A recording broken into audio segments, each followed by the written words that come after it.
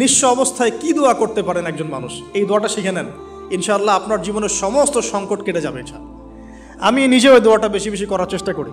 দোয়াটা হচ্ছে, মুসা আলাইহিস সালাম একটা গাছের নিচে হেলান দিয়ে বসলেন, বসে দেখলেন দুইজন মেয়ে দাঁড়িয়ে আছে দূরে, পানি নিতে পারছে না, লোকজন পানি নিয়ে যাচ্ছে, ওরা দাঁড়িয়ে আছে বেচারি।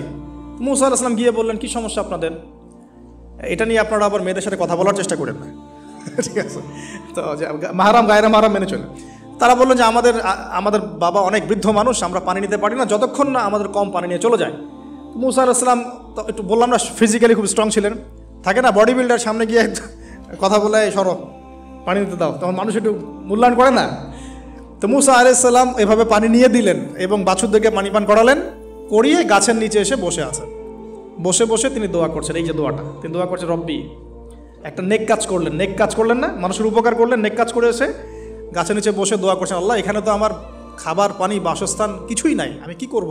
রব্বি ইন্নি লিমা আনজালতা ইলাইয়া মিন খায়রিন ফাকির, রব্বি ইন্নি লিমা আনজালতা ইলাইয়া মিন খায়রিন ফাকির। আবার বলেন, রব্বি ইন্নি লিমা আনজালতা ইলাইয়া মিন খায়রিন ফাকির। অর্থ হচ্ছে, হে আল্লাহ, তুমি তোমার পক্ষ থেকে আমার উপরে যে নিয়ামতগুলো দিবে, আমি এর জন্য ফকির হয়ে বসে আছি। অর্থ বুঝে পড়বেন ভাই, নামাজ রোজা হজ জাকাত যাই করেন আল্লাহর ওয়াস্তে অর্থ বুঝে পড়বেন।